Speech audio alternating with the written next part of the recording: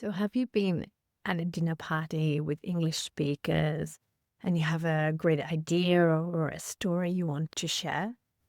But you wait, you're thinking, how can I say that? You're translating what you want to say, you're checking grammar.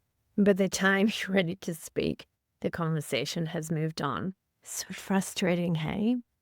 Or maybe someone asks you a question and you get so nervous to explain it well that you just give a one-line answer and the conversation moves on, the moment's lost, and you feel frustrated because you're not speaking how you would like. Probably you're thinking, people must think I'm so boring in English.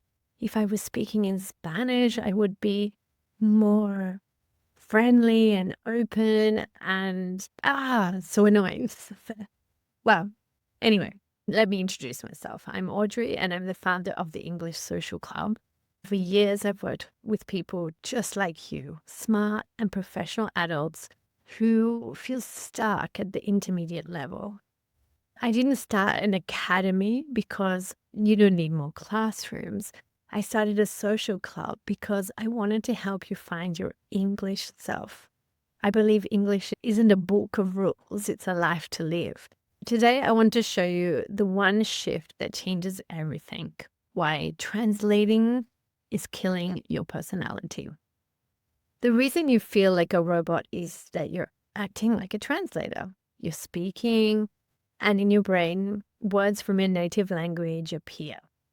Then you try to find the correct English words. You're trying to build this bridge between your native language and English. You're looking for a perfect match, but it doesn't always work. And it's exhausting, this constant translating, trying to find the right word. So I want you to quit being a translator and become a detective. So, what does a detective do? They look for clues. Learning a language leaves this detective work. We have to get curious. And taking on a language like this, it's fun, trust me. Now, one of the recent stories we studied, you can find other stories to listen to in our channel. There's a character. His name is Marc, and he moves to Bangkok. So everything is different there. The food, the heat, the traffic. And he says in the story, I'm facing a steep learning curve. Now, this expression might not be quite familiar, steep learning, a curve. Maybe you don't have a similar expression in your language. So you try to look up the word and maybe you get a sense of it, or maybe you don't. That's okay. But we think you understand it. But we also want to look at how it's used in the story. The detective goes deeper. They look at the translation, okay, but then they look at the context, they notice the feeling in the story, and realize that the expression is not just about something being hard. It's like you have to grow fast, even though you feel overwhelmed and excited.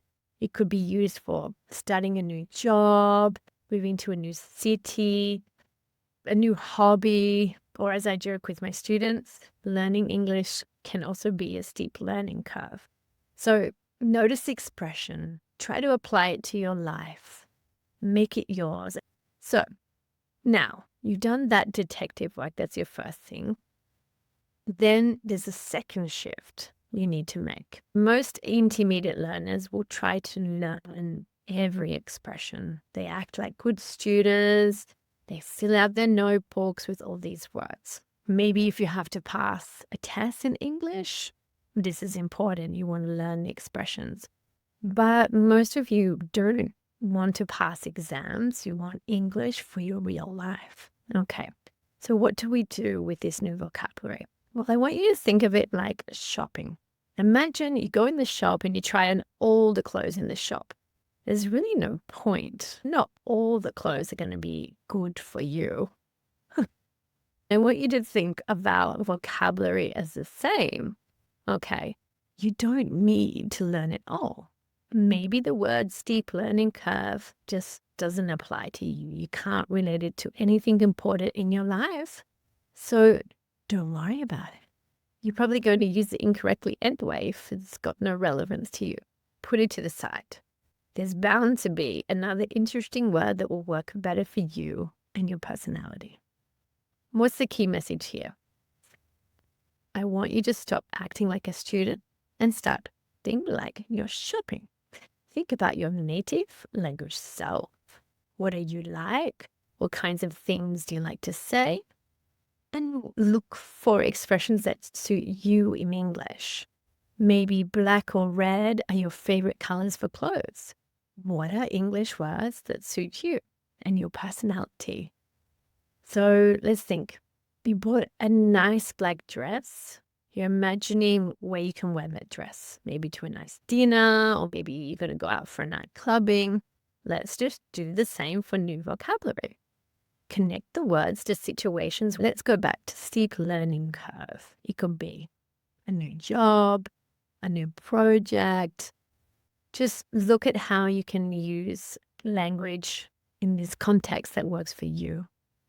I've also got another suggestion that you can do to make it fun. You can try these expressions. In the English Social Club, we try to use the new expressions in class. And in my Story Immersion journal, I've also included a task to try it out with AI. Because the good thing is AI is happy to help you try new expressions and get them fitting. I've included a link in the show notes for the Story Immersion journal, but I'm going to leave you with these last thoughts. Imagine this. You're at the next dinner party and someone asks you, how's work going? Instead of a boring response, you say, wow, it's a steep learning curve, but I'm loving it. How good does that feel? It's fast, it's a natural expression, and it sounds like you. You're starting to sound like yourself in English.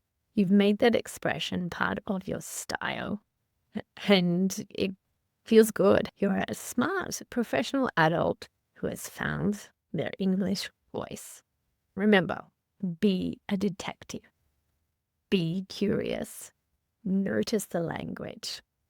Try it on, then make it your own. Before I go, I have a question for you.